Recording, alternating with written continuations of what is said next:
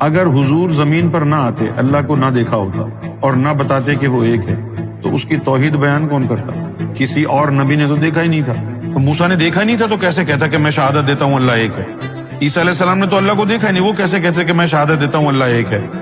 ابراہیم علیہ السلام نے تو نہیں کہا کہ میں شہادت دیتا ہوں اللہ ایک ہے، دیکھا ہی نہیں. 1,24,000 پیغمبروں میں ایک ہستی ایسی ہے کہ جس کے آگے اللہ تعالیٰ نے اپنے حجابات ہٹا دیے، اور مصطفیٰ نے دل کی اور سر کی آنکھ سے اپنے رب کے جلووں کو خوب دیکھا، اور پھر دنیا کو آگے بتایا کہ میں محمد گواہی دیتا ہوں، میں دیکھ کے آیا ہوں، هو اللہ احد، وہ جو اللہ ہے وہ ایک ہے، میں نے دیکھا ہے.